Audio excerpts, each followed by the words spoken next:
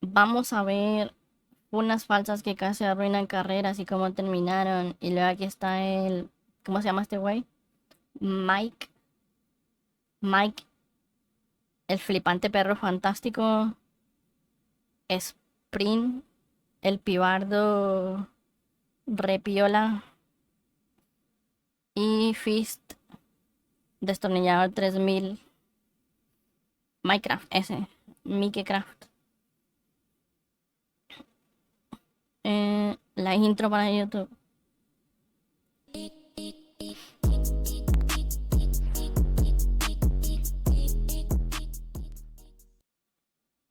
Y el güey del destornillador. No mames, qué horrible que este güey lo recuerden por eso. Y si no saben el contexto del destornillador, qué bueno. Qué bueno que no lo saben. Internet, poco a poco, se Mejor, convirtió en una especie mejor que ni se enteren. de cementerio digital, un lugar donde las carreras no siempre mueren por errores reales, sino por narrativas virales. Y cuando nos frenamos un segundo a pensarlo, podemos notar algo bastante inquietante. Cada vez quedan menos youtubers sin funas, sin polémicas, sin acusaciones graves flotando alrededor de su nombre. Pero hoy no venimos a hablar exactamente de los casos donde la funa está justificada, porque sí, cuando El Dolan. realmente despreciables, es lógico que la gente se indigne, que Buena Tula Town. esa persona enfrente consecuencias. Eso es completamente entendible. No mames, ya los conozco a casi todos. Después de mi video anterior, me tocó leer testimonios de personas que vivieron situaciones muy parecidas a las de algunas víctimas que mencioné, pero con gente común. Hola, qué turbio. Dice, como víctima de acoso estoy de acuerdo en el momento en el que me ocurrió, ni siquiera me había pasado en la cabeza de, oh, esa persona me acaba de acosar, no, de hecho. Fue años después que me di cuenta que fue algo horrible y que ningún adulto debería ser a un niño. Hola, Rokusho, ¿cómo está? Fuera de internet. Y esto te deja una sensación bastante amarga, porque te recuerda que el problema no solamente vive en YouTube o Twitter, también vive en la realidad. Y esa sensación de asco, de impotencia, El Mao. es completamente válida. Por eso, cuando un youtuber es acusado de algo grave, mucha gente reacciona casi de forma automática, y lo primero que se les viene a la cabeza es, hay que arruinarles la carrera, hay que exponerlo, hay que sacarlo de internet. Y en muchos casos, cuando las pruebas son claras, la funa funciona como una especie de presión social que revela comportamientos que, de otra forma, habrían quedado ocultos. Pero acá viene la pregunta incómoda.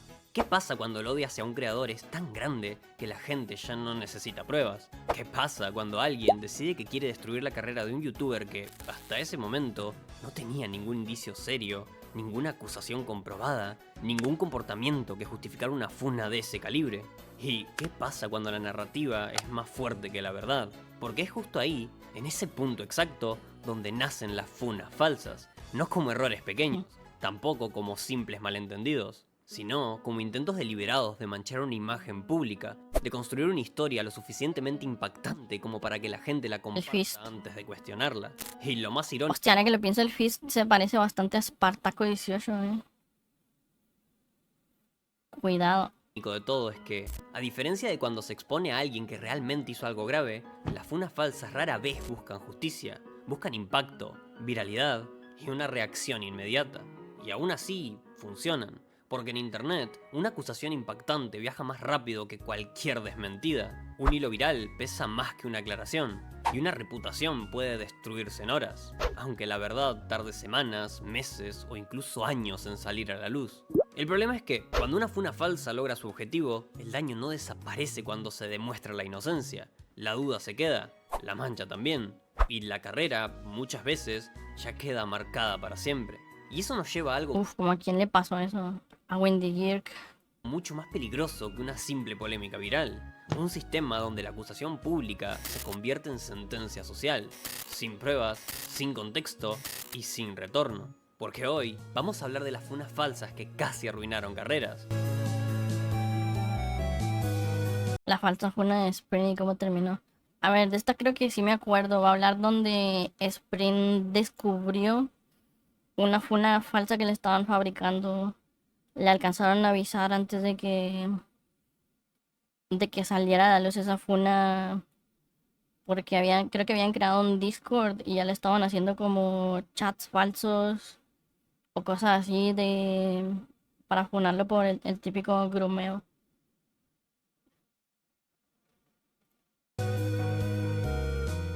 Spring es una figura de internet bastante reconocida, especialmente dentro del mundo del streaming y el contenido de Argentina. Y curiosamente, a pesar de haber sido funado en más de una ocasión, sus polémicas casi nunca terminan desembocando en algo realmente grave. Es decir, sí, ha dado de qué hablar, tuvo momentos que alteraron a cierta parte de la comunidad, pero nada que siquiera se acerque a las acusaciones serias que alguna vez intentaron colgarle. Y Un momento a ver, al Spring creo que nunca lo han funado por nada grave. Simplemente son porque tiene pique a veces con otras comunidades, pero eso son tonterías. Que se pique con otras comunidades. Y luego están los casos contrarios donde por más que las personas tengan pruebas en contra de alguien, nunca les pasa nada el Dala. Sí, tal cual. donde literalmente lo funaron por jugar bien, por atacar a streamers grandes dentro de eventos y dinámicas competitivas, lo cual generó tanto ruido en redes que incluso dejó de ser invitado a ciertos eventos de Minecraft. Y ahí ya podemos empezar a notar un patrón bastante curioso. Cuando alguien se vuelve grande en internet, cualquier cosa puede interpretarse de la peor forma posible si la narrativa se vuelve viral. Otro caso absurdo fue cuando pateó a su perro robot en directo. No mames. Aunque suene ridículo, hubo personas que genuinamente empezaron a decir que eso demostraba cómo trataba a sus mascotas reales. Lo cual, siendo honestos, es tan lógico como pensar que alguien que tiene abandonado a su Pou también deja de comer a sus perros o gatos. El Pero todo Pou, esto, aunque parezca polémico, todo roñoso. en anécdotas comparado con lo que pudo haber llegado a pasar. Porque si hablamos de funas falsas que pudieron llegar a arruinar carreras de verdad, el caso de Spring es uno de los ejemplos más inquietantes y menos conocidos. Y no porque la funa haya explotado públicamente, sino precisamente porque fue frenada antes de volverse viral. Para que se Ah, miren, si es la funa que les digo. entienda la gravedad, detrás de Spring existía un grupo de haters que, según lo expuesto en su momento, se estaban organizando activamente para intentar funarlo con una acusación extremadamente delicada. Hacerlo A ver, Detrás de Spring existía un grupo de haters que, según lo expuesto en su momento, se estaban organizando activamente para intentar funarlo con una acusación extremadamente delicada, hacerlo pasar por un groomer. Una sí, ven, era la funa que les decía. Creo que ellos estaban viendo el en vivo cuando el Spring se dio cuenta de eso. O sea, le avisaron por... no sé si le avisaron sus mods o alguien de... algún fan que estaba en ese grupo pues prácticamente traicionó a este grupo y le avisó a Spring que andaban haciendo eso. acusación que, de haber sido creída por la masa, podría haber destruido por completo su reputación en cuestión de días. Y acá es donde la historia deja de ser una A mí no me cae bien el Spring, pero ya querer atacarlo porque no te cae bien es estar un poco de locos. Sí, les digo, hay muchos niños edgys así en Discord, hay grupos así bien enfermos, donde buscan simplemente funar a gente, literalmente eso, o sea, funar a gente, como, ¿cómo sería? Como, hay incluso minitas que le hacen como de, ¿cómo se dice? Como de cebo y le tiran la onda así a creadores de contenido, variedad de creadores de contenido. Y pues ellas realmente sí son menores, son de 16, 17 años. Y están en grupos así de ese estilo y, y pues le tiran la onda a creadores, el catfish, sí, para ver qué creador cae y luego lo funan por grooming. simple polémica y pasa a ser algo mucho más turbio. Básicamente, estas personas tenían un servidor de Discord donde estaban planeando fabricar chats falsos entre una supuesta suscriptora menor de edad y Spring, con la intención de construir una narrativa donde él quedara terriblemente mal parado. No estamos hablando de un malentendido ni de una interpretación sacada de contexto, estamos hablando de una fabricación deliberada. Entonces, la pregunta lógica es, ¿por qué hoy casi nadie conoce esta supuesta funa? Porque si una acusación así, aunque fuera falsa, hubiera salido a la luz de forma viral, con la exposición que tiene Spring, lo normal habría sido un escándalo masivo. La realidad es que el plan estaba tan mal estructurado, tan poco realista y tan estúpidamente organizado, que todo apunta a que quienes estaban detrás probablemente eran personas muy chicas o, en el mejor de los casos, extremadamente inmaduras. Los chats que planeaban crear no tenían coherencia, ni realismo, ni el mínimo cuidado que suele haber incluso en páginas falsas que sí logran viralizarse. Y acá hay un giro que muchos no esperan. La funa no solo no llegó a consolidarse, sino que alguien dentro del propio grupo, que no estaba de acuerdo con lo que estaban intentando hacer, terminó exponiéndolos públicamente, mostrando no solo las intenciones de fabricar pruebas falsas, sino también el tipo de ambiente que había dentro de ese servidor. lo cual introduce un patrón que se va a repetir varias veces a lo largo de este video, la hipocresía de los falsos acusadores. Porque en más de una ocasión, las personas que intentan ensuciar la imagen de un creador de forma injusta terminan teniendo comportamientos mucho más cuestionables que aquello que están intentando inventar. Y eso cambia completamente la lectura moral del asunto.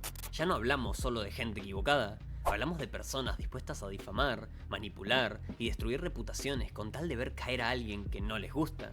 Gente que No mames. El Yoko, güey.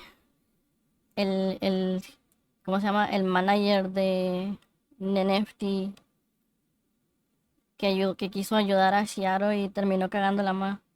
señala con una seguridad moral absoluta, mientras oculta sus propias conductas en la sombra. Y lo más inquietante de todo es pensar qué habría pasado si ese plan hubiera estado mejor ejecutado, si los chats falsos hubieran sido más creíbles, si la acusación hubiera explotado primero y la verdad hubiera llegado después. Dice, si me enterara de los compas del Discord donde estoy a hacer una mamada como esa, seré el primero en quemarlos. Sí, te digo, es que esos son comportamientos de gente inmadura. En su mayoría son morritos. El top mundial de ajedrez, sí, sí, sí. Porque en internet, muchas veces, Son comportamientos edgys. la primera versión de la historia es la que se queda en la mente colectiva, aunque después sea desmentida. Ahora bien, seguramente te estés preguntando si todo esto llegó a oídos de Sprint, y la respuesta es sí. Eventualmente se enteró de lo que estaba pasando, de que había gente organizándose activamente para intentar arruinar su imagen con acusaciones falsas. Y aún así, su respuesta fue sorprendentemente calmada, bastante suave. Y dice, qué mal que está la gente para hacer este estilo de cosas buscando dejar mal parado a alguien con cosas delicadas. Háganse ver. Incluso considerando que estaban intentando manchar algo que él llevaba años construyendo, su reputación pública. Y esto es clave para entender algo que vamos a ver repetirse en otros casos del video, que una funa falsa no necesita hacerse viral para ser peligrosa. A veces basta con que exista la intención para demostrar lo fácil que es intentar destruir a alguien en internet. La falsa funa de Terry. Hostia, yo he reaccionado a videos de este weón. No sabía que lo habían funado. El caso de Terry es especial y también, siendo honestos, bastante triste. Porque no solo es una historia de polémica en internet, es una historia de relación, ruptura, resentimiento y mucho, pero mucho odio acumulado. Y hay algo que este caso deja clarísimo desde el inicio. Si sos un youtuber de críticas, probablemente una de las peores decisiones posibles es tener una relación amorosa con otro youtuber del mismo nicho. No mames, este wey premoniciones. ¿De cuánto es este video?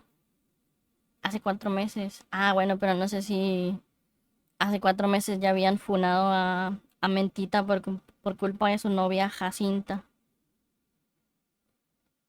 Pero es literalmente lo que dice. Si eres un youtuber de crítica, no puedes, tienes que mantenerte lo más antónimo posible. No meter nada a tu vida privada porque te pueden joder.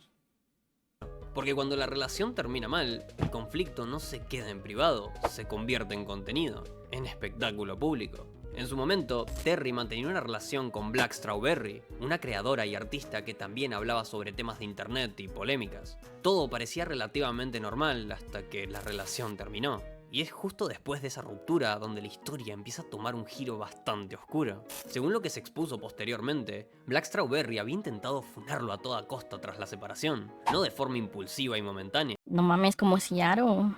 Es literalmente el patrón de Ciaro. El mismo... Siguieron los mismos pasos. A ver de qué habla. Sino de una manera mucho más insistente, llegando incluso a contactar con otro youtuber de críticas con el que, presuntamente, ya había tenido conflictos previos dentro de la relación. Y acá es donde la situación deja de ser un simple drama personal y pasa a convertirse en una de las funas más graves que puede recibir un creador. Porque las acusaciones no fueron leves, no fueron ambiguas, Hola, Astra. ni tampoco fueron interpretaciones sacadas de contexto, fueron acusaciones extremadamente fuertes. Se le empezó a señalar como maltratador, manipulador e incluso se llegó a insinuar abuso dentro de la relación. Pero eso no quedó ahí. Bueno, las típicas, ¿no? Por las que tira todo el mundo. Por lo que te acusarían de la review apenas te ve. Me acuerdo que en una llamada estaban discutiendo y entró el Dallas a la llamada como si fuera el jefe de Dark Souls. No mames, ¿en serio? Estos dos güeyes. La narrativa escaló todavía más. Hablando de Dallas, hostia, ahora que lo pienso, ¿no habrá sido el Dallas el que le ayudó a la Black Strawberry? Porque literalmente son las palabras que diría Dallas. Abusador, maltratador, manipulador. Da las proyecciones. Dentro de la relación. Pero eso no quedó ahí. La narrativa escaló todavía más, hasta incluir acusaciones sobre comportamientos cuestionables con menores de edad.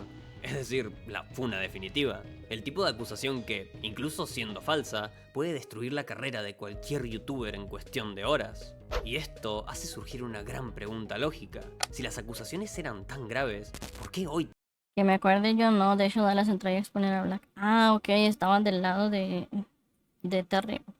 Qué asco que das, qué asco que das. Imbécil. Terry sigue subiendo videos con normalidad? ¿Por qué su carrera no terminó enterrada bajo esa funa? La respuesta es tan simple como inquietante, porque poco tiempo después de que todas esas acusaciones salieran a la luz, comenzaron a aparecer contradicciones. No mames, aquí está el Dallas. Dice chúpala. Porque dice chúpala. Jetcito. Estracosero, Strawberry, Laxte, chúpala. Era esta. Inconsistencias y elementos que no cuadraban dentro del relato inicial. Y con el paso de los días y el análisis público que se hizo del caso, se fue construyendo una versión completamente distinta a la que se había viralizado al inicio.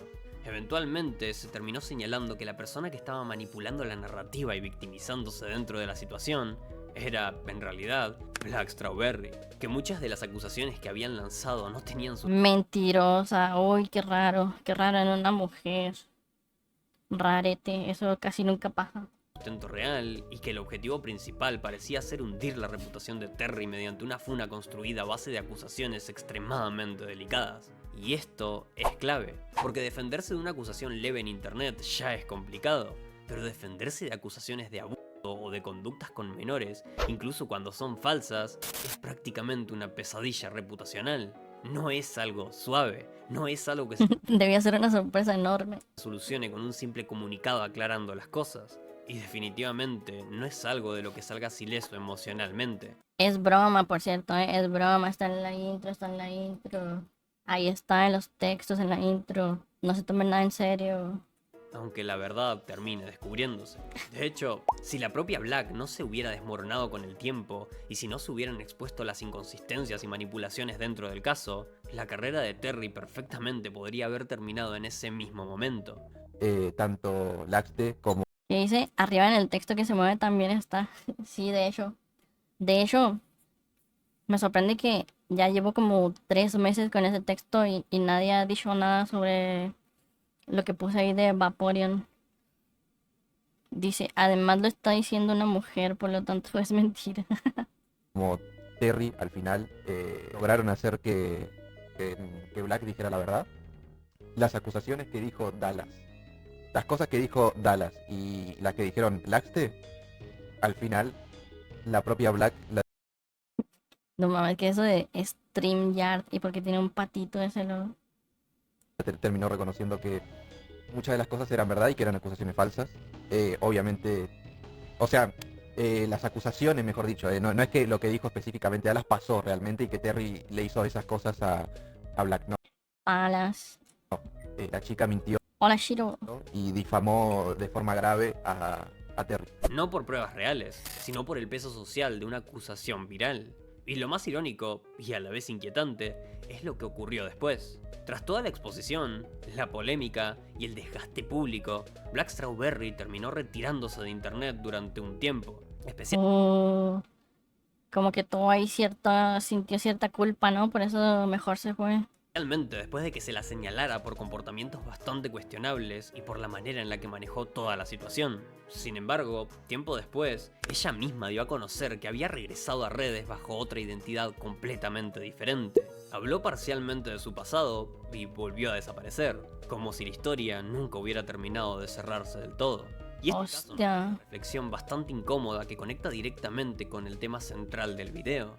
Que una funa falsa no siempre nace del odio colectivo, a veces nace del resentimiento personal, de emociones mal gestionadas, de conflictos privados convertidos en acusaciones públicas. y de narrativas que escalaron tanto que, cuando la verdad aparece, el daño ya está hecho. Porque al final, más allá del drama, la polémica y las versiones Sí, el problema es que cuando tú tienes una relación pública y la terminas, nunca va a faltar el viewer que va a estar jodiendo ahí de ¿y por qué terminaron? Ah, de seguro hicieron esto. Ah, de seguro pasó esto. Y por culpa de eso, de esos viewers que están metiendo cizaña para ver cuál de los dos explota. O sea, las dos personas pudieron haber terminado bien, pero por culpa de las ideas que le meten los espectadores, se vuelven, se vuelven locos literalmente y por eso se empiezan a pelear. este caso demuestra algo peligrosamente real, que cuando una acusación grave se usa como arma en una guerra personal, no solo se pone en riesgo la carrera de Como el ejemplo más reciente, por eso muchos streamers mejor no muestran a sus parejas. Sí, por ejemplo, un ejemplo muy clarito que ahorita está en la actualidad es el Auron, que terminó con su tercera novia en este año, la Sara Ismael. Y por más que Lauren dijo no, que terminamos bien, que ella está en lo suyo, que quién sabe qué, la gente no deja de joder y hace poquito, por cualquier madrecita que sale, a la tipa la vieron en una fiesta y ya por eso ya la tipa es la peor del mundo. 3 novias en un año. Bueno, no, le exageré, Duró con Billin 8 años y luego no sé cuánto tiempo duró con Gemita. Gemita creo que es del año pasado y Sara Ismael es de este año. Por eso el Conter y Vicky siguen diciendo que son solo roomies. Ya sé, no mames, aunque ya hasta los grabaron comiéndose en una fiesta y siguen diciendo que son pana. Pero te digo, ellos aprovechan ese bug de no hacerlo oficial y por eso la gente no los jode tanto. alguien, sino también la credibilidad de las denuncias reales. Eh, lo mismo con Parra y Lilith. Ándale también eso. El -13, desde que lo conozco, nunca he visto una imagen de su pareja. Él nunca la ha mostrado. Sí. Por ejemplo, otro streamer que yo conozco, él sí se sabe que tiene novia y cómo se llama y todo el rollo. Y de hecho hasta tiene una imagen fijada de él en Twitter con su pareja. Es el Cell Junior, el español. Es un youtuber de salseo pero él nunca muestra a su novia en la, ¿cómo se dice? En sus streams. Nunca le da protagonismo y eso está bien. Pinche Parra y Lili, ya díganlo, cabrones. Y eso es algo que, como vamos a ver en los siguientes casos, termina teniendo consecuencias mucho más grandes de lo que la gente imagina en el momento que decide apretar publicar. La falsa funa de Minecraft. Este güey que hizo, ¿cómo terminó? Hay algo que, en términos de reputación en internet, es incluso peor que una funa normal, y es que te acusen de grooming. Ahora, imaginen lo siguiente, no cualquier youtuber, sino un youtuber cuyo contenido está dirigido principalmente a niños. Y si hablamos de MyCrack, claramente estamos hablando de ese perfil, no de un creador pequeño, no de alguien de nicho, sino de uno de los canales infantiles más grandes del mundo. Sí, yo el Minecraft no creo que sea o que haya llegado a hacer ese tipo de cosas, porque cuando lo conoce, creo que en un podcast lo vi y me cayó bastante bien el tío, porque el tío tiene muy separada su vida personal, su vida privada y su personaje de lo que es él en la vida real. No tiene pinta de ser mala gente. Tipo pollo frito. No, nada que ver. Es que al Minecraft en el podcast que lo vi, el tipo literalmente era un empresario. O sea, se veía súper. No tenía como. No se le veía como ese típico youtuber que tú lo ves y es un imbécil, tiene mentalidad de joven, de adolescente. Y el tipo es treintón, ¿no? Y tiene esa mentalidad. No, el Minecraft sí parecía ya una persona muy madura, hablaba bastante bien y más que nada hablaba de temas así de que todo lo que él hace es como una marca y pues prácticamente lo que hace es farmear a los niños, pero en buen plan, ¿no? De que él hace contenido para niños, pero no interactúa con ellos. Él simplemente saca sus videos y luego saca sus juguetes porque también tiene una... O sea, él creó este personaje para luego hacer juguetes y vender los juguetes y se le ve que es empresario más que youtuber ya. ¿No fue ese güey que hizo un juego que era copia de Minecraft? Creo que sí. Es que te digo, ha hecho muchas cosas de ese estilo. Otra vez hablamos de Alan. En esos tiempos estaba muy ocupado viendo Vegeta y Willy. Con decenas de millones de suscriptores y un alcance absolutamente masivo. ¿Y qué significa eso exactamente? Que cualquier acusación de ese calibre no solo es grave, es potencialmente devastadora. Porque cuando tu público principal es menor de edad, una acusación de grooming no es una polémica más, es la peor narrativa posible que puede caer sobre tu nombre. Y eso fue exactamente lo que empezó a circular. Supuestas conversaciones filtradas entre Mike Crack y una seguidora suya que, además, era moderadora dentro de su comunidad de Discord. Conversaciones que, a simple vista, parecían extrañas, incómodas y fácilmente malinterpretables si se veían fuera de contexto. Especialmente porque la chica era menor de edad en ese entonces, como gran parte de su fandom. Lo verdaderamente alarmante, según quienes difundieron la polémica, era que en esos chats ella decía cosas raras y Mike aparentemente les seguía el juego. Y para empeorar aún más la situación, se empezó a insinuar que existía la intención de encontrarse, con condiciones que, sacadas de contexto, No, yo creo que esta tipa era la típica que hace historias en Webtoon, ¿o cómo se llama esa página de las chicas locas? En Wattpad. Estaba obsesionada con Minecraft, yo creo. sonaban directamente sospechosas. Y claro, cuando juntás youtuber infantil, un menor de edad y chats filtrados, el resultado es explosivo. La tormenta perfecta para una funa masiva. Pero acá viene la parte de la historia que lo cambia todo. Porque lo más curioso de toda esta situación es que la propia persona que aparecía en las capturas, la supuesta víctima, ni siquiera las había publicado para exponerlo. Las imágenes llevaban años subidas y, según lo que se explicó después, habían sido compartidas originalmente desde la emoción de una fan que presumía haber recibido atención de su youtuber favorito. Entonces, ¿quién lo funó realmente? Ah, ven lo que les digo, sí suena más como historia y fantasía de una chica que le gusta un perrito amarillo. Bueno, fue otro usuario que encontró esas capturas antiguas, las interpretó bajo la peor lectura posible y decidió difundirlas como si se tratara de una exposición seria. Y en ese punto, la funa ya estaba servida. Un youtuber infantil. Dice, no hubo un caso así de una chica que era mod de un tipo que le quería dejar los perros, pero el tipo no le hizo caso y la chica decidió funarlo. Bueno, no sé, no me suena. Millones de seguidores, chats con una menor, internet hizo el resto. Durante un tiempo, todo sonaba terriblemente mal, sobre todo si consideramos que Mike Crack... A ver, eso que dices me suena a la historia de El Mariana y Mish Taquito. Que el Mariana primero creo que le tiró la onda a Mish Taquitos y luego la tipa no... O no, creo que ella quería hacer de chipearse con el Mariana y el Mariana no le hizo caso y luego el Mariana sacó una canción y dijo que su canción estaba bien culera y la funaron por eso, porque se vio muy ardida. seguía subiendo contenido para un público joven con millones de visitas diarias, lo que llevó a muchos a hacerse la pregunta más extrema posible. ¿Estamos ante el groomer perfecto que nunca fue descubierto? Pero la realidad fue muy distinta a lo que parecía estar pasando, porque cuando la situación empezó a escalar No es novia de Laura. La Mish Taquito, no sé. ¿Quién sabe qué será de ella?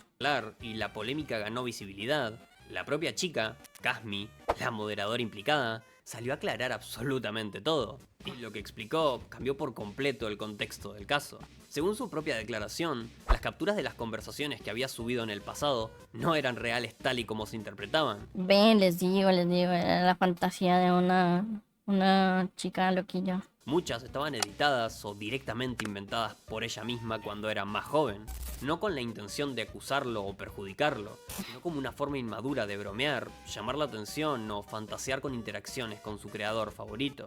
Y esto es un matiz importantísimo, porque no estamos hablando de alguien que fabricó pruebas para destruir a un youtuber por odio, como en otros casos que ya vimos. Estamos hablando de una fan joven, inexperta, que tuvo contacto cordial con su ídolo y que terminó creando situaciones ficticias sin dimensionar el impacto que eso podría tener años después. De hecho, ella misma aclaró que el trato que siempre recibió por parte de Mike fue respetuoso y cordial, y que en ningún momento hubo comportamientos inapropiados. Ah, miren, este es el podcast que les digo donde vi cómo era Minecraft, su persona fuera de YouTube. Y el tío se ve una persona muy seria, o sea, nada que ver con el personaje. Tú no lo ves y no piensas que este tío hace contenido para niños. O sea, no tiene esa vibra rara que tienen algunos youtubers de este güey porque hace contenido para niños. No, el tío tiene muy separado la... ¿Crees que a día de hoy van a ver a Auronplay o van a ver a... Estoy en una situación muy buena y muy privilegiada. O sea, digamos que por un lado tengo la ventaja de ser semi-anónimo y poder ir por la calle tranquilo, sin que me reconozcan mucho y sin que me estén mirando. Y al mismo tiempo, pues tengo sponsors, tengo muchísimas visitas por YouTube, entonces estoy ganando mucha pasta, ¿no? Entonces ganar dinero sin las consecuencias de la fama es muy, muy bueno. Mira, es eso, el tío ve su canal como dinero, no lo ve como, ay, sí, mi comunidad, los fans, bla, bla, bla. El tío lo ve como un negocio, su canal y todo eso. Y eso habla muy bien de él. Está muy bueno este podcast, dura 3 horas. Hace mucho que lo vi. Y la verdad cae bien el Minecraft, porque sí se ve que tiene los pies en la tierra, no está loco. Como muchos youtubers. Como de inmadurez, algo así. Sí, exacto. Te atraparon con la miniatura de ella. Parece Bob Ross. A él no le consumió el personaje, quizás. Pues eso es la verdad. Sí. Hacia ella. Es decir, la base de la funa, las supuestas conversaciones comprometedoras, se desmoronaba desde el origen. Lo que vuelve esta historia casi irónica, porque una broma, una fantasía de un fan, una edición hecha sin mala intención, terminó siendo usada por terceros como una acusación gravísima capaz de arruinar la carrera de uno de los youtubers infantiles más grandes del mundo. Literalmente, una casi funa construida sobre un malentendido amplificado. Además, algo que muchos pasaron por alto es que, incluso después de todo el ruido y la polémica potencial que esto pudo haber generado, la relación entre creador y fan nunca fue descrita como inapropiada por la propia implicada, lo cual refuerza todavía más la idea de que no hubo una intención maliciosa detrás de esas publicaciones iniciales, sino más bien una situación que se salió completamente de control con el paso del tiempo. Y al final, este caso resume perfectamente uno de los puntos más peligrosos de las funas falsas en internet, que no siempre nacen del odio organizado. A veces nacen de interpretaciones virales sobre información incompleta. Porque La bestia me dio un déjà vu, ya había reaccionado a esto. 17:37. A ver, deja cambio de cuenta. Si tiene un like con la otra cuenta es que ya, ya reaccionamos 2 veces al mismo video. Igual lo subo, no pasa nada. Ah, no tiene like. Nos salvamos, es video nuevo, vamos. Internet poco a poco se convirtió en una especie de cementerio digital, un lugar donde las carreras no nacen de interpretaciones Me dio un déjà vu, no. virales sobre información Yo creo que es porque seguramente ya vimos este gameplay de parkour de Minecraft en otro video. incompleta. Porque sí, en esencia, esta historia se podría resumir de una forma tan absurda como inquietante. Casi funo a mi youtuber favorito sin querer. Y eso debería hacernos reflexionar bastante. Porque si unas capturas viejas, malinterpretadas y descontextualizadas casi logran instalar una acusación de grooming contra un creador infantil gigantesco, imaginen lo que podría pasar en un caso donde la historia esté mejor construida, bien editada y sea mucho más creíble. Referencia nota. La falsa fue una de Mordo. ¿Y cómo terminó? Ahora, después del caso más suave de toda la lista, vamos a entrar en uno de los más turbios, caóticos y pesados que vamos a tocar hoy, el caso de Mordo. Porque si hay una funa que destaca... Pero a este sí lo funaron, ¿no? De verdad. Creo que fue reciente la funa. Porque este video es de hace 4 meses, pero creo que hace menos de un mes salió otra funa de este güey. No solo por su gravedad, sino también por su magnitud absurda, esa es la funa hacia Mordo. Y no exagero cuando digo que probablemente fue una de las funas más largas y densas que ha recibido un youtuber en toda la plataforma. Estamos hablando de... Lo funaron y después salió lo real. ¡Ah, la bestia! O sea que esta información envejeció mal. De un video de casi 6 horas dedicado exclusivamente a exponerlo. Y claro, cuando A la bestia, 6 horas, no mames. ve un video de esa magnitud, lo primero que piensa es, ¿qué carajos tuvo que haber hecho esta persona para que su funa dure más que cualquier película? Pero en este caso, la pregunta correcta no era de qué se lo acusaba, sino más bien de qué no se lo acusaba. En ese extenso video, Fue una funa futura. publicado por su expareja, Randomware, las acusaciones eran prácticamente una lista completa de los peores crímenes reputacionales que puede recibir un youtuber. Grooming, maltrato animal, comportamientos extremadamente cuestionables dentro de la relación y distribución de contenido y material explícito. Básicamente, Mordo pasó de ser un A la bestia. a ser presentado como una especie de villano absoluto de internet. Como si hubieran juntado todas las funas posibles y las hubieran comprimido en una sola polémica. Y obviamente, cuando una exposición así de larga y cargada sale a la luz, la comunidad hace lo mismo, asumir lo peor primero y analizar después.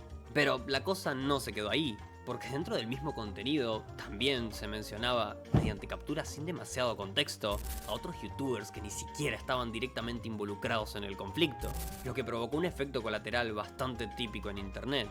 La gente empezó a interpretar, teorizar y señalar a terceros sin entender realmente qué estaba pasando. El daño, entonces, dejó de ser individual y se volvió colectivo. Para empeorar aún más la situación, la reacción inicial de Mordo no ayudó en absoluto a su imagen pública. Tras la funa, borró varias de sus cuentas y, según se comentó en su momento, intentó eliminar el video donde se lo exponía. Y claro, en términos de percepción pública, esto se ve fatal, porque ni La vez pasada me dieron una sub en su canal de YouTube y yo ni lo topaba. Miré su canal y ni me suscribí. Una sub que se desvaneció en el aire. ¡Ala! Internet, borrar contenido en medio de una acusación masiva suele interpretarse automáticamente como una admisión implícita, por más de que la realidad sea mucho más compleja. Prácticamente se estaba hundiendo solo en la narrativa pública. Sin embargo, cuando finalmente decidió responder, empezaron a salir a la luz varios matices que cambiaron bastante el panorama inicial. Aclarando toda la verdad, 3 horas. En primer lugar, muchas de las acusaciones expuestas en el video resultaron ser falsas, exageradas o sacadas de contexto. Incluso se llegó a contactar con supuestas víctimas y, según lo que se fue mostrando posteriormente, no existían pruebas sólidas de grooming como se había insinuado en la exposición original. Y en cuanto a la dinámica de su relación con su expareja, lo que terminó saliendo a la luz fue algo mucho menos oscuro y más caótico. Una relación extremadamente tóxica, inestable y dañina por ambas partes. No un relato de víctima perfecta contra villano absoluto, como se había planteado inicialmente, sino el choque entre dos personas que, según múltiples versiones y testimonios, se hacían daño mutuamente, se acosaban y mantenían una dinámica completamente insana que terminó explotando públicamente frente a toda una Hola, Bonnie. comunidad. Y en esta parte es donde el caso se vuelve especialmente incómodo de analizar.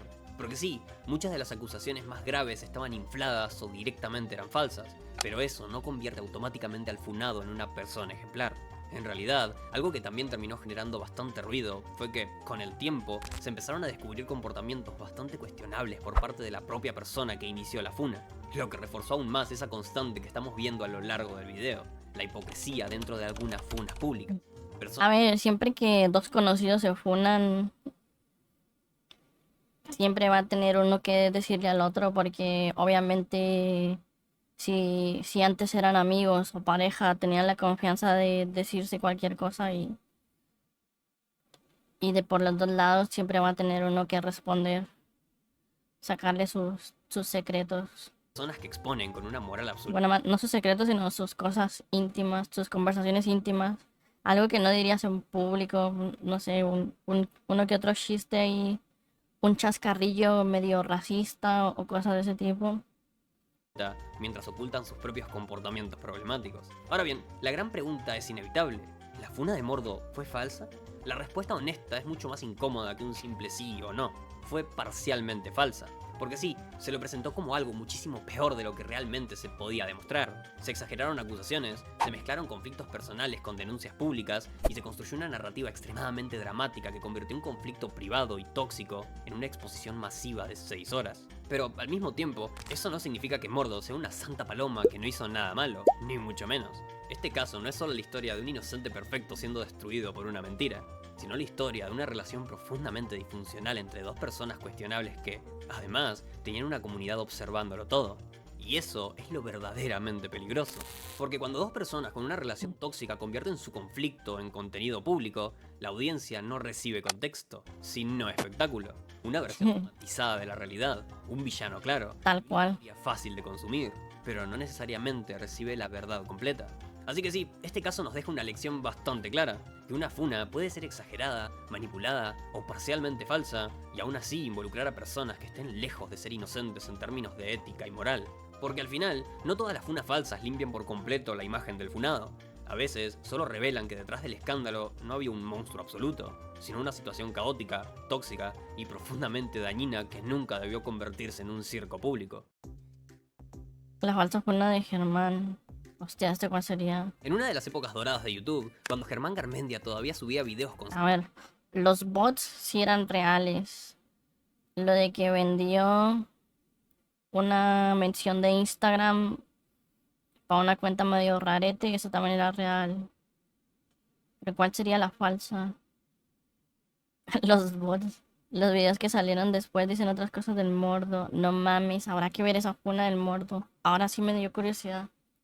a su canal principal y dominaba la plataforma como pocos creadores lo han hecho en la historia, comenzó a circular un rumor que, aunque no era el más grave de esta lista, sí era lo suficientemente polémico como para manchar su imagen en ese momento. La acusación era simple, directa y fácil de viralizar.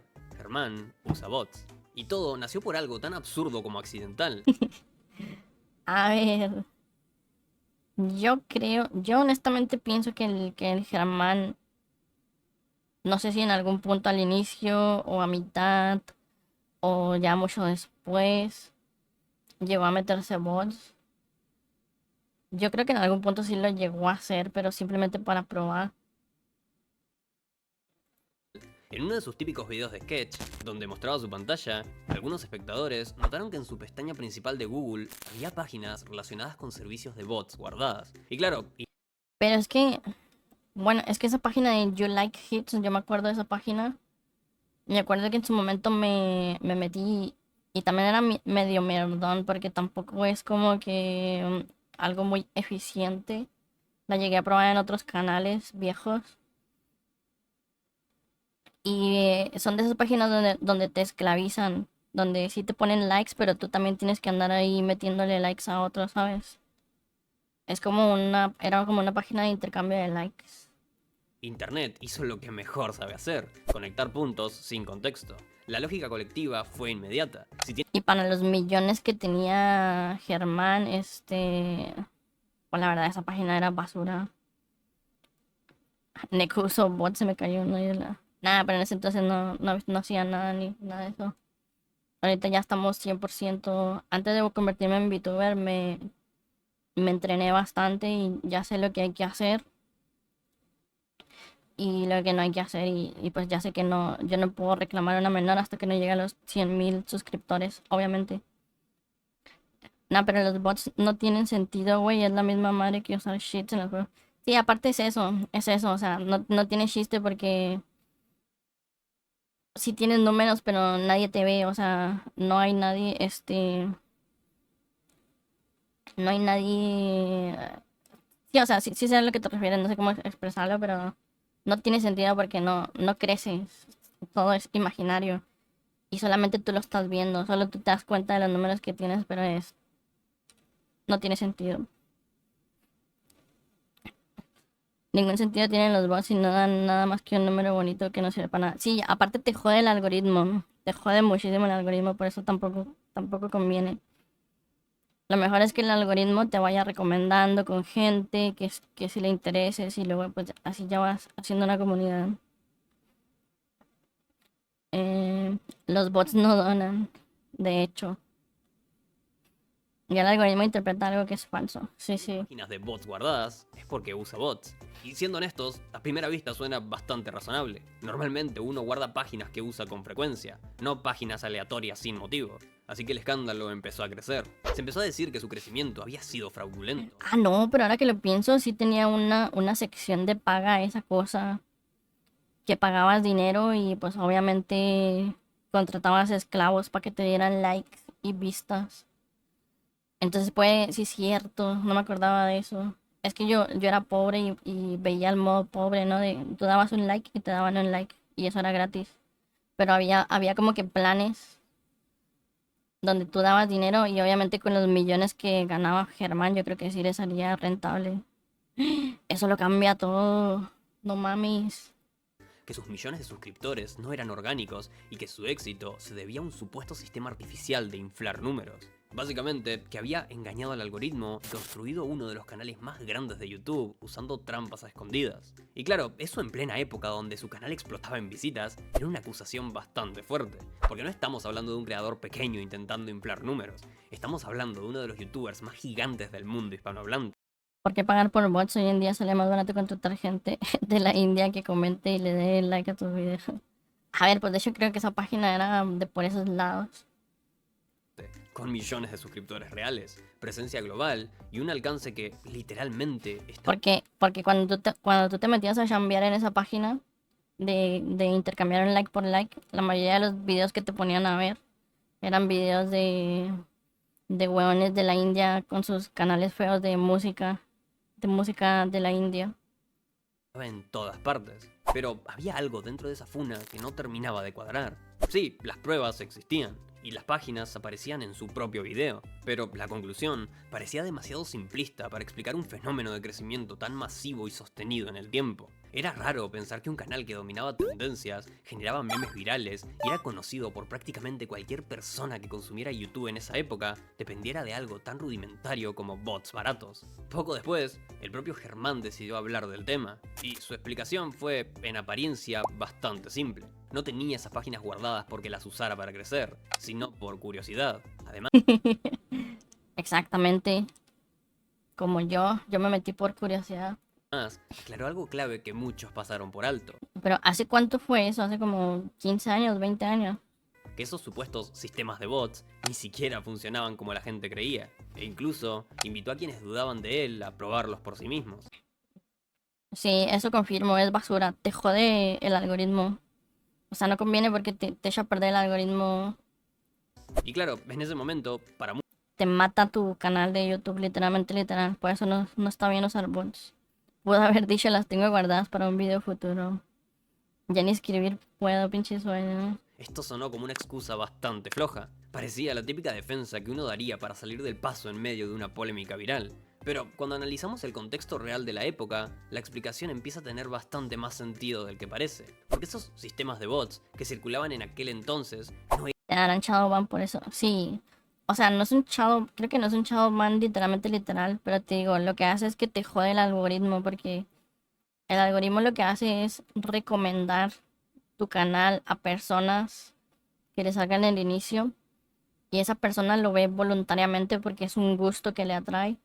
Pero si tú fuerzas, te metes a una página random donde se va a meter gente random que no tiene tus gustos y no ve lo que tú haces, el algoritmo lo confunde porque dice, ¿y este cabrón de dónde viene? ¿Por qué le dio like? Ahora ¿a quién le recomiendo esto?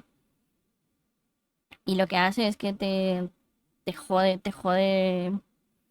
la atención de los espectadores que tú estás buscando. Aparte supongo que tenías que vincular tus plataformas a eso, así que imagínate. Sí, bueno, eso no me acuerdo, pero sí, o sea, obviamente tenías que poner tu canal. Claro, el algoritmo se vuelve loco porque de repente un niño en Turquía está viendo un video aleatorio. Exacto. Sí, también eso con los idiomas. Se podría decir que es el meta de YouTube en este momento. La retención es la moda ahora. Sí, de hecho. eran granjas complejas automatizadas capaces de inflar canales gigantes. La mayoría eran páginas de intercambio tipo sub por sub o interacción por interacción. Es decir, plataformas donde interactuabas con contenido de otros usuarios para recibir interacción de vuelta. Algo que, de hecho, ya existía incluso dentro del propio ecosistema de YouTube, con directos eternos donde la gente intercambiaba likes, suscriptores. Hostia, si me acuerdo de eso, güey. este tipo de spam era horrible. Que tú ibas a ver los comentarios y siempre salía así de que, estamos haciendo un evento, que no sé qué, dale like o tú subías un video y llegaba alguien, ya te di like, pásate a mi canal, XD. Esto aparece al principio de recomendaciones en YouTube. y comentarios entre sí. El problema es que este tipo de interacción artificial no hace crecer un canal de verdad, hace exactamente lo contrario. YouTube detecta ese comportamiento Me aparecían mucho. Sí, es a lo que me refiero, o sea, lo que importa es tener constancia, siempre tener algo ahí programado para subir diario. O el de hoy en mi cumpleaños y no he tenido ni un sub. y reduce el alcance real del contenido, porque las métricas se llenan de interacción Sí, o el de ya lo vi, bórralo. Bueno, no, ese es nuevo y todavía lo uso. falsa que no retiene audiencia genuina. En otras palabras, podés inflar números superficiales, pero matás cualquier posibilidad de crecimiento orgánico a largo plazo. Y si hay algo que claramente definía el canal de Germán, era su crecimiento orgánico masivo y sostenido durante Un buen video, después lo... Un buen video, ahora toca verlo. años. Millones de visualizaciones reales, audiencia global, reconocimiento fuera de la propia plataforma. Pensar que todo esto tenía con páginas de intercambio de interacción, además de improbable, era técnicamente incoherente con cómo funciona el algoritmo. Con el tiempo, la teoría de los bots fue perdiendo fuerza, especialmente porque no explicaba el fenómeno cultural que generaba su contenido. Buah, es que sus videos sí eran una maldita locura para la época, porque tenían millones y millones de vistas.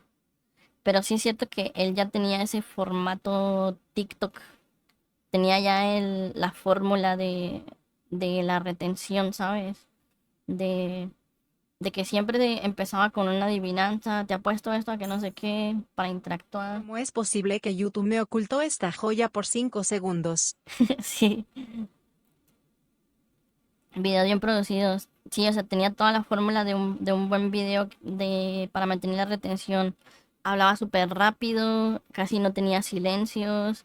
Al inicio te invitaba a interactuar en el chat. ¿Y qué más? Y muchos cortes así constantes de cámara. Creo que sí había, en una entrevista, no sé, o en algún video dijo que sí había estudiado eso de, no sé cómo le dice, comunicaciones, algo así con las cámaras. Y por eso sabía hacer un buen video para mantener a la gente, la atención de la gente. Y sí, la verdad sí estaban chistosos, eran carismáticos y todo el rollo. Marketing digital. Era el Misa de su época, sí, sí.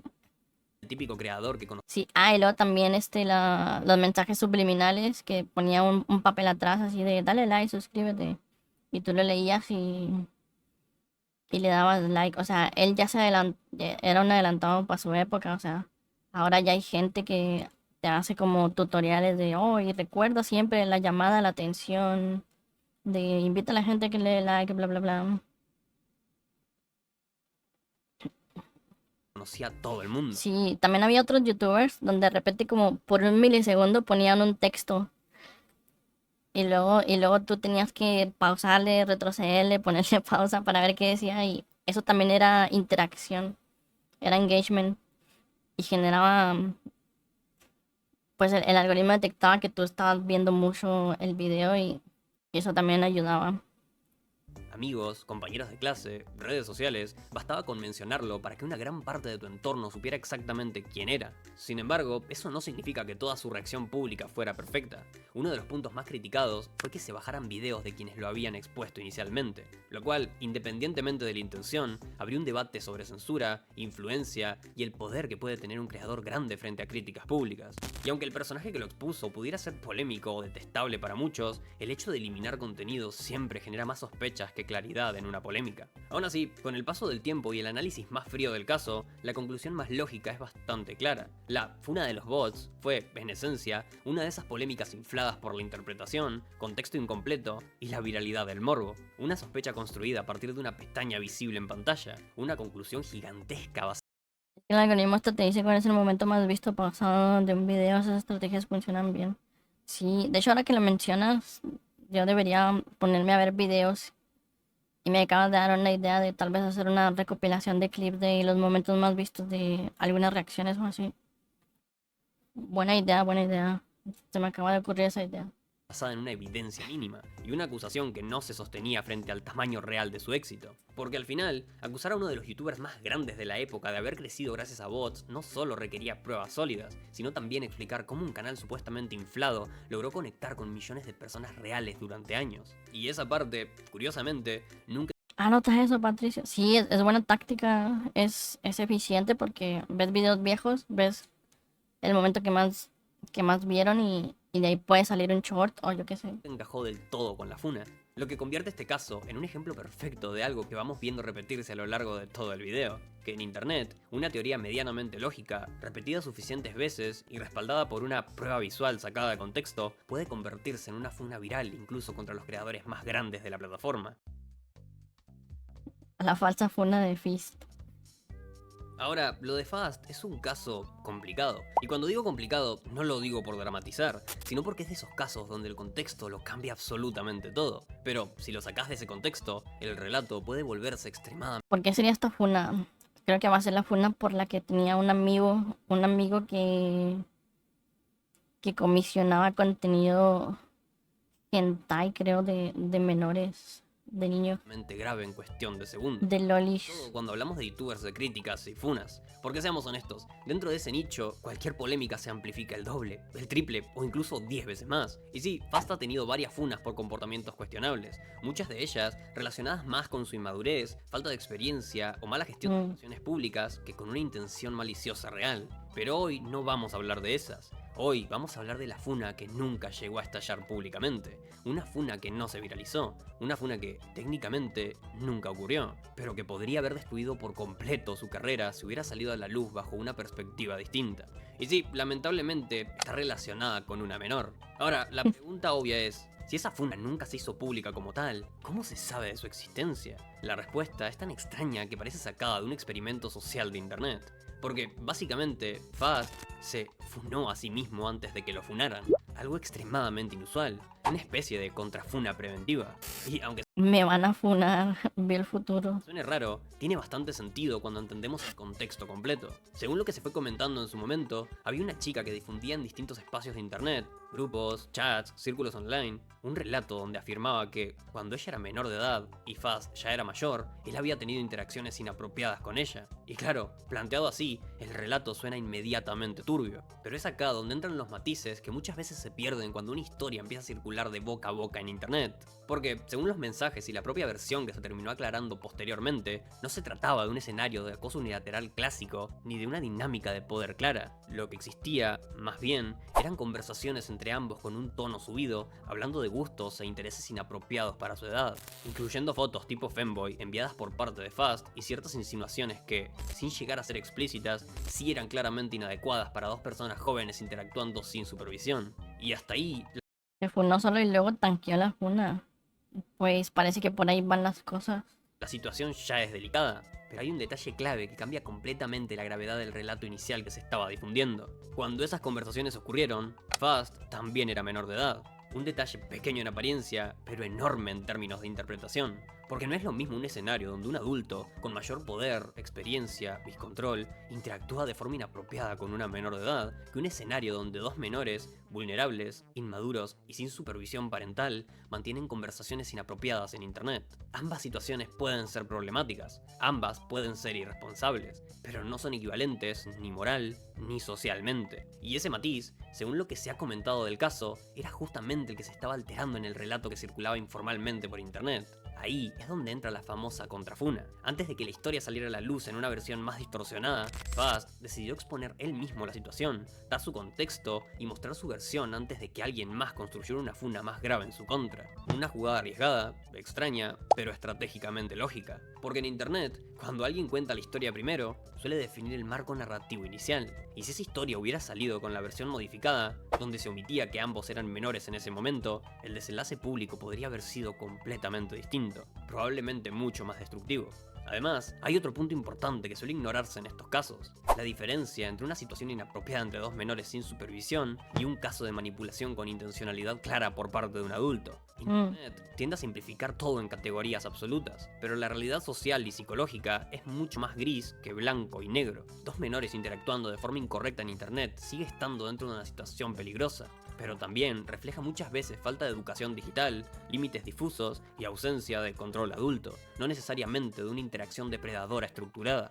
Y ese matiz es crucial, porque si Fast no hubiera adelantado su versión antes de que la historia se difundiera de forma alterada, la narrativa dominante probablemente habría sido mucho más severa, mucho más simplificada y, sobre todo, mucho más dañina para su imagen pública. Salto en el tiempo. El caso encaja perfectamente con el tema central del video. No estamos hablando de una funa viral que explotó en Twitter, estamos hablando de una funa potencial, una que pudo haber existido, que pudo haber arruinado su carrera, dependiendo de cómo se contara la historia. Porque cuando alguien modifica el contexto, omite detalles claves y presenta un relato parcial para construir a un villano, ya no estamos hablando solo de falta de empatía, estamos hablando de algo mucho más peligroso: la manipulación de la narrativa. Y en Internet, donde la primera versión de la historia suele ser la que más se cree, eso puede ser suficiente para destruir la reputación de cualquier creador, incluso antes de que la verdad completa tenga la oportunidad de salir a la luz. Gente que cree en funas falsas. Y claro, si estamos hablando de funas falsas, hay algo de lo que necesariamente tenemos que hablar: las personas que se las creen. Porque una funa no se vuelve peligrosa solo por quien la crea, se vuelve peligrosa cuando miles de personas la comparten sin cuestionarla. Y eso nos lleva a una pregunta bastante incómoda: ¿por qué la gente se cree funas sin verificar si son reales? Porque son imbéciles. ¿Son tontos o porque odian al creador? La realidad es mucho más compleja y también bastante más inquietante. Porque, siendo completamente honestos, creer en una funa falsa podría haberle pasado a cualquiera de nosotros. Sí, a vos también. Y para entender esto, tenemos que meternos un poco más en la psicología del usuario promedio de Internet. Y hay un concepto que explica perfectamente este fenómeno: el sesgo de confirmación. Básicamente, es la tendencia que tenemos las personas a buscar, interpretar y recordar información que confirma lo que ya creemos, mientras ignoramos o minimizamos todo lo que contradice nuestra postura. Sí, es porque tú ya tienes algo ahí en contra, o tienes ya tienes una espinita de algo que no te parece de esa persona, y ya porque alguien diga, ah, este güey hizo algo malo, tú ya te crees eso, se lo compras simplemente porque te cae mal esa persona. Igual ahora las funas están tan de moda que ya no se sabe si es real o no. Sí, por ejemplo, a ver, para ponerme a mí como ejemplo, yo con lo de Raccoon, con la funa de Owosu, yo me acuerdo que al principio todos estaban del lado de las chicas de Owosu, pero a mí nunca me latió la personalidad de Raccoon, porque yo sí veía que era así como medio manipuladora. Y cuando pusieron la demanda, que la publicaron como si ya hubiera sido confirmada, como si ya la hubieran ganado, pero no, solo habían dicho, ya hemos hecho la demanda. Lo empezaron a festejar como si ya hubieran ganado. Y, y yo ya andaba en Twitter, me acuerdo en ese entonces, de, no, pero pues espérense a que la publiquen, a que diga algo la agencia para ver si es algo oficial o cosas así de ese estilo. Yo andaba diciendo eso de que, pues, a ver, primero hay que esperar a que saquen la confirmación de a ver quién ganó, ¿no?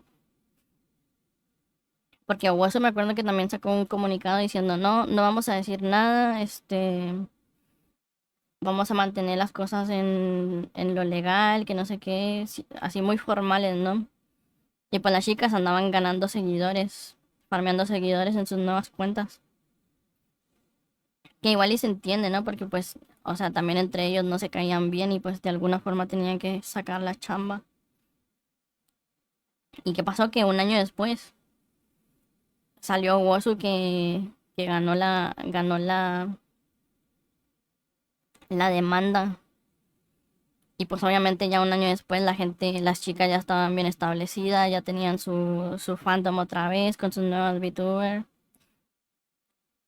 Y obviamente no dijeron nada, se sordearon, no comentaron nada del tema.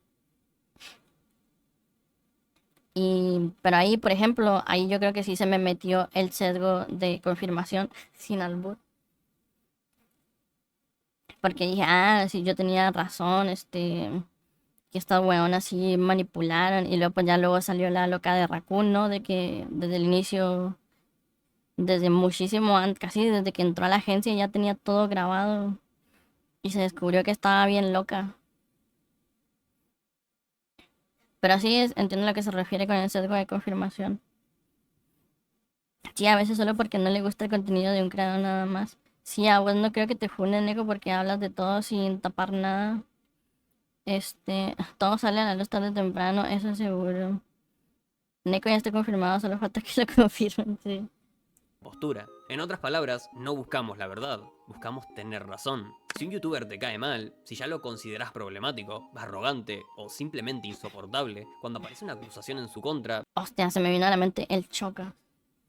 tu cerebro automáticamente dice, ¿ves? Yo sabía que algo no estaba bien. Y a Yo sé que el Chocas está loco, En algún momento va a caer el Chocas. Yo lo sé, yo lo sé. Se va a ir para abajo. partir de ahí, todo lo que confirme esa idea se siente lógico, coherente, incluso obvio, mientras que Obvio, sí, todo es que todo es obvio.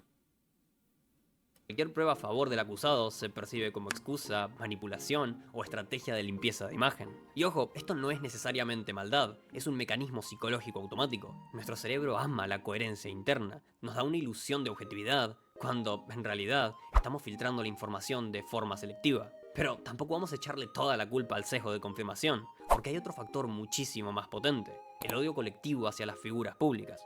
Cuando alguien alcanza cierto nivel de exposición, automáticamente aparece un sector de la audiencia que no lo soporta. Y no porque Bueno, eso del odio colectivo, yo sí no soy siento que no soy de esos que se van a seguir el tren de odiar a X o Y. Yo siempre sí me hago mis preguntas, pues las preguntas básicas, ¿no? De investigación de esta persona qué opina la contraparte, vamos a ver los dos lados, que por qué no hay pruebas, de dónde carajo salieron esas pruebas, por qué dicen estas cosas, etc, etc. Creo que ahora como que pidió disculpas por eso que hizo con la camiseta de Argentina. Es que no mames, o sea, lo único que tiene que decir es aceptar que la cagó y que pida disculpas y ya, o sea, independientemente de que no, de que para él no haya sido malo, pero que las pida de verdad, no porque diga, porque también puede que diga, no me acuerdo en dónde lo dijo otra vez, en una ocasión, no sé si era con los de México, con otro equipo donde se vio, pero se vio súper asqueroso como la forma en la que pidió disculpas, dijo, sí, pido disculpas, pero solo para que se callen la boca, algo así dijo. O sea, no sabe pedir disculpas de forma, honesta. que haya hecho algo terrible, sino porque en internet la visibilidad siempre viene acompañada del rechazo. Y cuando ya existe esa base de personas esperando el mínimo error, basta con una chispa, una captura de pantalla, un hilo en Twitter, un testimonio sin Fue una broma de mal gusto y estuvo mal, pido disculpas, eso nomás. El Coca ya llegó a un punto donde incluso si da disculpas honestas nadie le creería. Sí, es que ya perdió mucho el Chocas, perdió mucho valor su palabra. contexto. Y de repente, ya no estamos hablando de análisis, estamos hablando de hambre de caída. Hay personas que no quieren saber si es verdad, quieren que sea verdad. Porque ver caer a alguien conocido genera una satisfacción difícil de admitir. Y ahí entran otros dos ingredientes peligrosísimos, el morbo y la necesidad de villanos. Internet funciona Sí. mejor cuando hay A ver, es que con el Chocas era gracioso cuando la gente le decía, ah, es el sabelo todo. Pero cuando él mismo se empezó a adjudicar eso de que, sí, yo soy el sabelo todo, pues ya cayó mal, ¿no? Porque ya cuando ellos aceptan eso, como que ya no, ya pierde la gracia el chiste. Es como el niño que grita lobo a cada rato y cuando el lobo real aparece ya nadie le cree. Hola Kira, ¿cómo estás? buenos y malos, cuando la historia es clara, simple y emocional. Porque una narrativa compleja aburre, pero una narrativa con un monstruo engancha. Y si la acusación es lo suficientemente fuerte, ocurre algo todavía más interesante. El cerebro procesa primero la emoción y después la lógica. Cuando lees algo extremadamente grave, tu reacción automática no es analizar pruebas, es sentir indignación. Y una vez que esa emoción se activa, el juicio ya está prácticamente formado. Después buscarás información, pero no para descubrir la verdad, sino para justificar cómo te sentiste al principio. Además, socialmente existe una norma que nos dice que tenemos que creerle a las víctimas, y esa norma nació con una intención legítima, apoyar a quienes se atreven a hablar, porque denunciar nunca es sencillo. El problema es que, con el tiempo, esa intención se convirtió en un atajo moral. Muchas personas prefieren creer sin verificar porque cuestionar una acusación puede hacerlos sentir como malas personas. Entonces, para no quedar del lado incorrecto de la moral colectiva, eligen no dudar. Y eso, aunque suene duro, elimina el pensamiento crítico. A esto hay que sumarle la velocidad de Internet. Una acusación fuerte puede hacerse viral en horas. La narrativa se construye en días, los juicios públicos se dictan en minutos, pero las pruebas reales tardan. Y cuando finalmente aparecen, ya no generan el mismo impacto que la acusación inicial, porque la primera impresión es la que más se queda. Entonces, teniendo todo esto en cuenta, una funa falsa no necesita ser perfectamente creíble, solamente necesita ser emocional, viral y moralmente impactante. Y una vez que la reputación de alguien se rompe en internet, aunque meses después se demuestre que todo era falso, el daño ya quedó. Porque en redes no importa quién tenía razón, importa quién contó la historia primero. Y lo más fuerte de todo esto es que entender cómo funciona este mecanismo no solo nos ayuda a analizar las funas falsas que casi arruinan carreras, nos obliga a preguntarnos algo mucho más incómodo. ¿Alguna vez nosotros también habremos sido parte de una?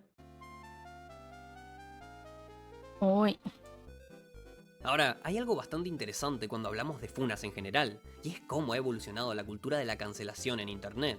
Porque si miramos hacia atrás, las funas fuertes de antes hoy nos parecerían casi inocentes. Hubo una época en la que lo peor que te podía pasar era que te acusaran de hacer clickbait exagerado, o que alguna historia que contaste resultara ser falsa. el parche es... pero- ¿Pusieran por ser gay? Y sí, esto último suena absurdo, pero hubo un momento en internet donde la homosexualidad era tratada como un tabú, como algo que se susurraba, como si fuera una mancha en tu reputación que alguien podía usar. No es... Pero a mí esa etapa siempre me... Ser gay es súper normal. no era precisamente el lugar más abierto ni empático del mundo. Ahora, comparé No hay que tener miedo en decir gay. cada funa parece más grave que la anterior, y curiosamente, muchas giran alrededor del mismo tipo de acusaciones. Acusaciones que marcan un antes y un después en la forma en la que la comunidad reacciona. Y si tenemos que hablar de un punto de inflexión claro, inevitablemente tenemos que mencionar el caso de Town, porque nos guste o no, Buena Tula Town. grandes funas realmente masivas contra un youtuber enorme en el mundo hispanohablante. Una de las que más visibilidad tuvo, una de las que rompió la burbuja. Pero algo importante acá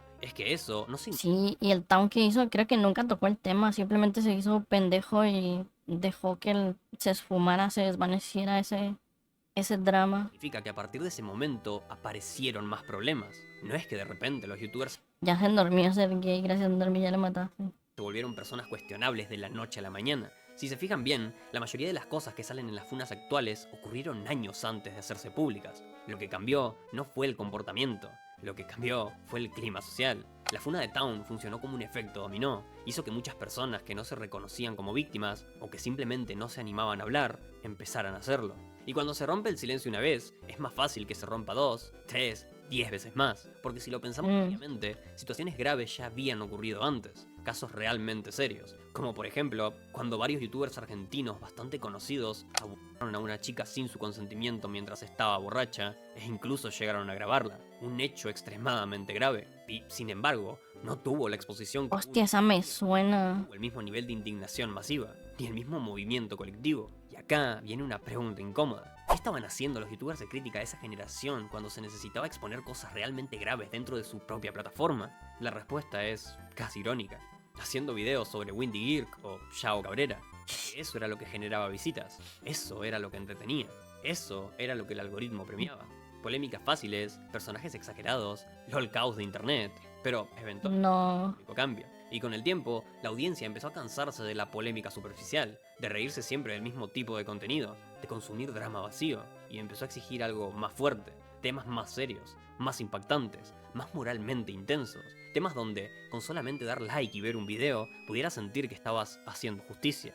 Y así, poco a poco, la cultura de la cancelación evolucionó. Pasamos de este tipo hace clickbait a otro más, un salto enorme, un salto que, aunque suene duro, también tiene un lado positivo, porque muchas funas reales han servido para visibilizar víctimas que, de otra manera, jamás habrían sido escuchadas. Han servido para presionar cuando las autoridades tardan. Han servido para que ciertas conductas ya no queden impunes socialmente. Y sí, aunque haya gente que diga que las funas no sirven para nada, la realidad es que muchas veces fueron el punto de partida para que se inicien procesos más grandes. Cuando las instituciones no reaccionan a tiempo, Internet se convierte en un tribunal social. El problema empieza cuando ese tribunal ya no verifica pruebas, porque cuando la acusación es real y está respaldada, la presión social puede convertirse en una herramienta de justicia. Pero cuando la acusación es falsa, ya no estamos hablando de justicia, estamos hablando de difamación masiva. Y aquí es donde todo el sistema se vuelve peligroso, porque la misma maquinaria que puede proteger a víctimas reales, también puede destruir a alguien inocente en cuestión de Lo que hace el Dallas Review últimamente, pura maldita difamación masiva. días. Y eso es justamente lo que hace que las funas falsas sean tan delicadas, porque no existen en el vacío, existen dentro de una cultura que ya está acostumbrada a reaccionar rápido, fuerte y emocionalmente. Y cuando esa cultura se equivoca, el daño no siempre se puede deshacer. El peligro de las funas falsas. Y acá llegamos a la parte más importante de todo este video, el verdadero peligro de las funas falsas en internet. Porque exponer a alguien no es cualquier cosa, no es hacer un hilo, soltar una bomba y desconectarte tranquilo mientras ves cómo arde todo. No es un trend, contenido o entretenimiento. Es la reputación, el trabajo y muchas veces la vida entera de una persona. Y cuando hablamos de funas falsas, el daño no es superficial, es estructural. Un youtuber vive de algo extremadamente frágil, de la confianza. Confianza para que lo vean, para que le crean y para que su comunidad quiera seguir ahí. Cuando lanzas una acusación falsa, no solo Créanme. atacás la base misma de su sustento. Y lo peor es que, incluso cuando se demuestra que la funa era mentira, el daño no desaparece. Porque internet no funciona con la misma intensidad para destruir que para reparar. La acusación explota en horas. La desmentida llega semanas después. Y para entonces, la duda ya quedó sembrada. Aunque racionalmente la gente entienda que fue falso, emocionalmente algo se rompe. Y si ya de por sí el público tiende a desconfiar de los youtubers simplemente por ser figuras públicas, imagínense lo que pasa cuando además tienen en su historial esa vez que lo acusaron de algo terrible. No importa si fue mentira, no importa si hubo pruebas. En la cabeza de muchas personas siempre va a existir ese pensamiento inconsciente de algo raro pasó ahí. Y eso, para alguien que construyó su carrera durante años, puede ser devastador. Pero esto no es lo único peligroso. Porque una funa falsa no solamente destruye injustamente la reputación de alguien inocente, también daña algo mucho más delicado, la credibilidad de las víctimas reales. Cada vez que alguien inventa o manipula una acusación grave para hacer daño, está contribuyendo a que el público se vuelva más escéptico, más frío, más desconfiado. Y eso afecta directamente a quienes sí vivieron situaciones reales de abuso o grooming. Porque si denunciar ya es difícil de por sí, por miedo, vergüenza o presión social, ahora además tienen que cargar con la sombra de las falsas acusaciones que hicieron que parte del público empiece a cuestionar todo. Es un efecto dominó perverso. Difamás a un inocente y al mismo tiempo debilitas a las víctimas reales. Al final, una funa falsa no es solamente un error, es dinamita social, porque convierte la herramienta que podría servir para visibilizar injusticias en un arma de destrucción masiva de reputaciones.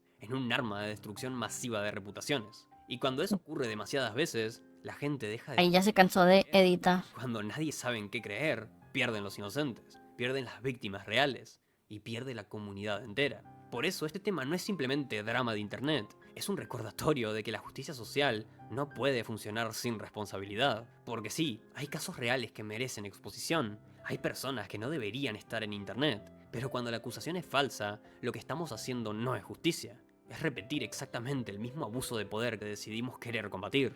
Y si no aprendemos a diferenciar entre justicia y linchamiento digital, la próxima carrera que Ese es el Ori. No sé, pero se ve entretenido el gameplay de apuntar con las bolitas y dispararse.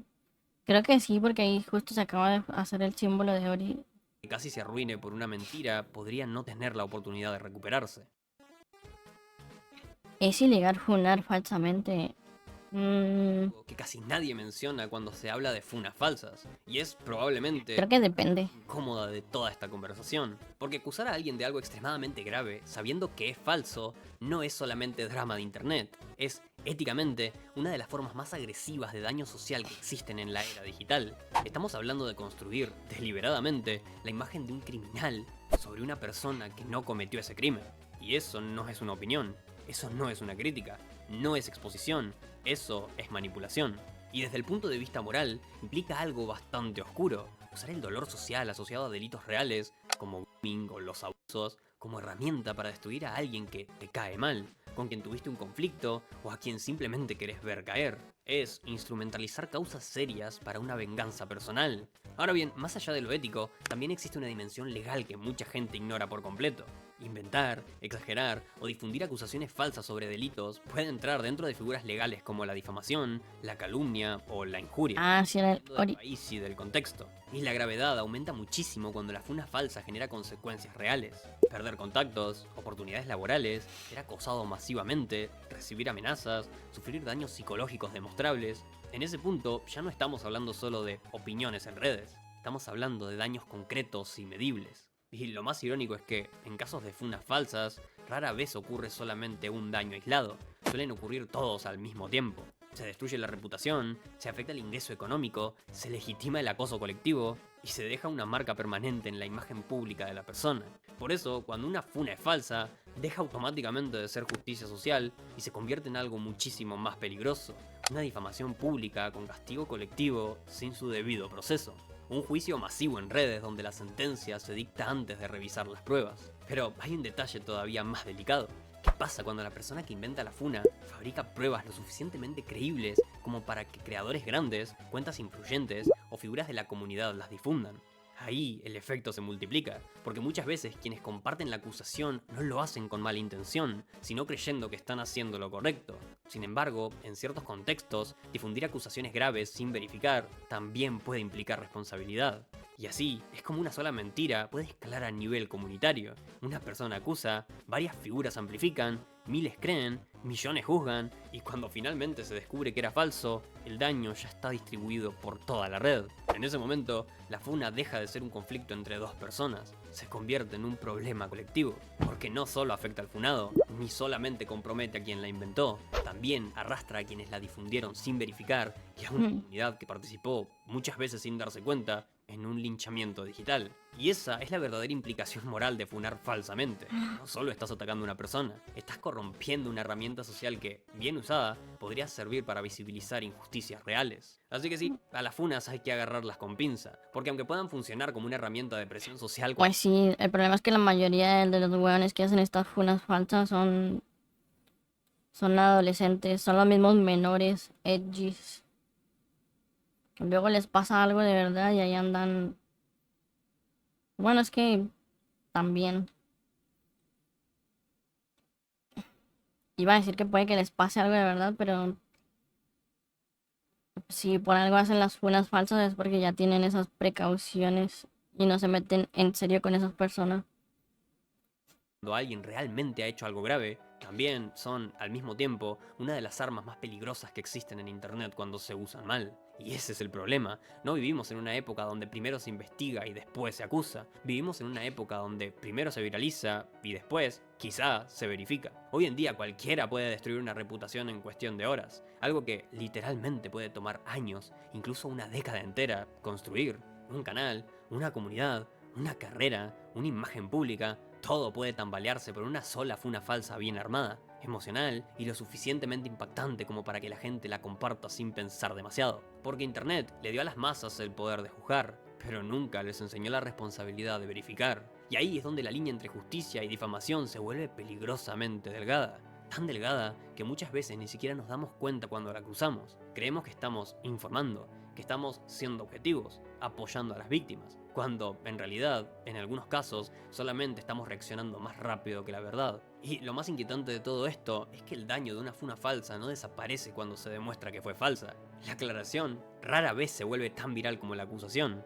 La disculpa nunca llega a tener el mismo alcance que el escándalo, y la duda se queda para siempre, porque incluso después de que todo se desmiente, siempre queda ese pensamiento en la cabeza de la gente. ¿Y si algo sí era verdad? Por eso, cada vez que consumimos una funa, no solo estamos viendo un conflicto, estamos participando, directa o indirectamente, en un juicio público, uno sin contexto completo, sin investigación real, y muchas veces, sin segunda oportunidad. Así que la próxima vez que veas una funa contra tu youtuber favorito o contra cualquier figura pública, hacele un favor no solo a esa persona, sino a todo internet y verifica antes de juzgar. Lee, contrastá, dudá y sobre todo, esperá. Sí, siempre cuestionense todo, pregunten por todo.